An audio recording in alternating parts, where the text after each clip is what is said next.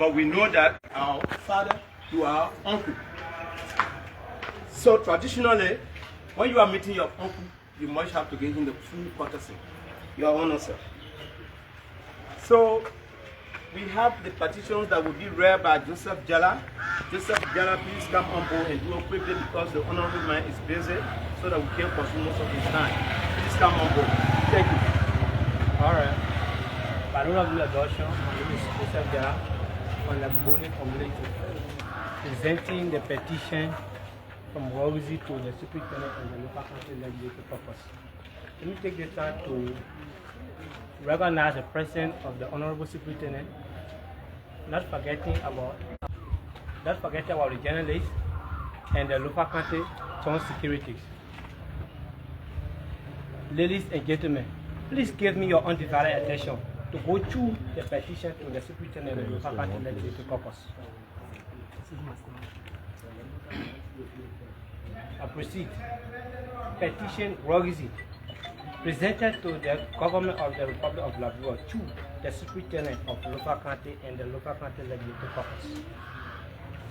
Whereas we, the people from the Wologizi mountain area and the different communities in Boni land, have lived more than 500 years, covering several generations. Whereas over those years, we have used, designed, and evolved traditional and customary land use and land use planning and management processes, as well as our indigenous decision-making processes, as structured to manage and govern our land and resources, including the conservation of ecological protection of the Wologizi mountain. It is and its ecosystem services. Whereas our connection and link to this mountain and land area can be traced and established by historical and oral testimony of our people, including testimony of our brothers and sisters in neighboring community, as well as historical evidence and by a common and long-standing understanding among our people. Whereas the government of the Republic of Liberia consisted with the Constitution of Liberia and international connection, protocol, and treaties, is committed to representing and upholding the rights of population to control and make decisions concerning the development or use of their land and resources. Whereas in front of its constitutional and international obligations, the government of Liberia facilitated a broad stakeholder validation of the 2013 Land Rights Policy and the subsequently in attack the 2018 Land Rights Act, recognizing the free prior informed consent ethic of local community and elevate customary land and property rights to the same state as private property rights, thereby granting local community and indigenous people the right to self-identify and demarcate their customary land and property area.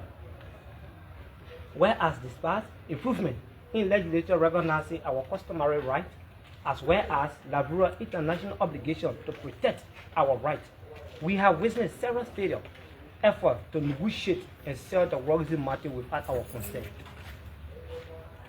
Whereas in June 2013, China Steel and Power, India's third largest steel producer by value, was in talk to buy an iron ore mine in Liberia, believed to be Wologizi, because of its feasibility study on the Wologizi mountain.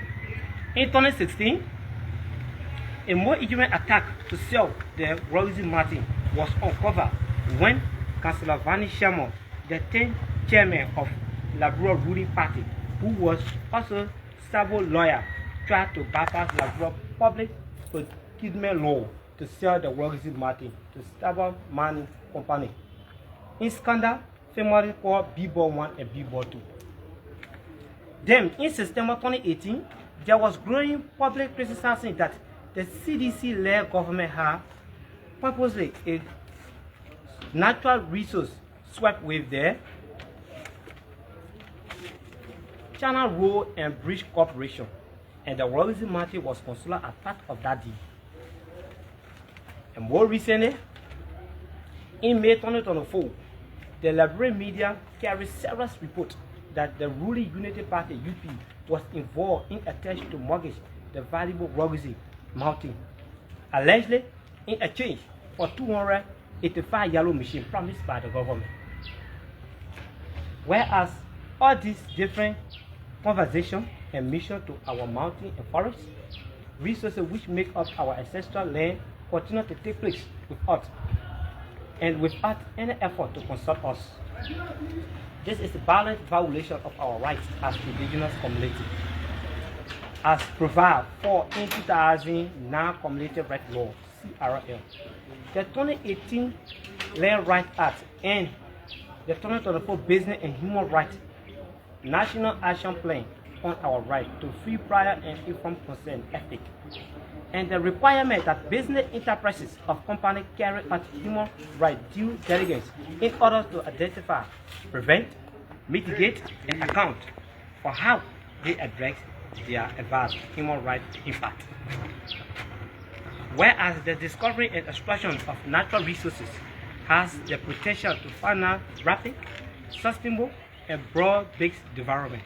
However, recognizing the potential is difficult because project concepts often conflict with operational realities. In the case of Liberia, for example, the opportunity often makes and sometimes turns into a nightmare of corruption, gross violation of indigenous people rights, including the destruction of child and sacred sites, population displacement, poor profession, chance for cost, and other valuable property, water pollution, loss of farmland, loss of native culture, and loss of access to forest resources. Whereas, globally, scientists have indicated that climate change in Africa could lead to the disappearance of tropical mountains, increasing visibility in water flood, and disappearance of mountain flora and fauna green, all of which could have significant impact on African community. Whereas at the national level, Liberia is also fighting the climate crisis on all fronts and have purchased its National Determined Contribution (NDC) and National Adaptation Plan of Action (NAPA) information of the Paris Agreement. For example, the NAP states that climate change impact may cause drought-related impact on forest ecosystems, thereby reducing the economic and social benefit of the sectors. This could exacerbate poverty. At the same time, climate modeling projections indicate an increased rate of drought in tropical forests, including Liberia forests, in the coming years, creating vulnerability and risks for community. Whereas at a time when forests are at the center of the climate are struggling to restore critical forest ecosystem, it is difficult to understand the various efforts to deter our forest ecosystem services. In particular, the ceaseless effort to award Wologizi as a concession, not only in total disregard of the voices of its inheritance, but also without any cost-benefit analysis (CBA). Now therefore, the Wologizi community, through their respective leaders, hereby declare their community's desire and intent as follows. A. Conduct cost-benefit analysis (CBA) to inform the decision to mine or not to mine Wologizi, rather than simply awarding the Wologizi mountain as a consortium. We urge policy makers in Lofa and Liberia to approach the Wologizi mountain issue differently by first conducting a cost-benefit analysis (CBA) to inform the decision to mine or not to mine.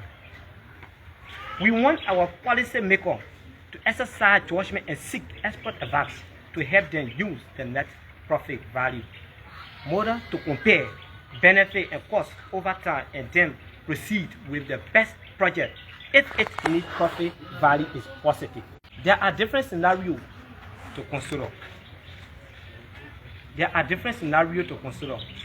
Decision to mine iron ore in Wologizi. If provide feasibility study have conducted that there is a huge potential of low-grade iron ore in Wologizi, then we need to ask ourselves how much we stand to gain from mining potential low-grade iron ore compared to choosing other alternative projects such as conservation. What will be our bargaining position as a people if an interesting company first have to carry out feasibility study to assess the optimal consumption solution for exploiting the potential low-grade resources? If it is confirmed that the iron ore at Wologizi is potentially low-grade, we believe we will be in a very difficult position to negotiate with potential investors. It is like negotiating the purchase of a rotten fruit, fish or meat, versus a fresh fruit, meat or fish.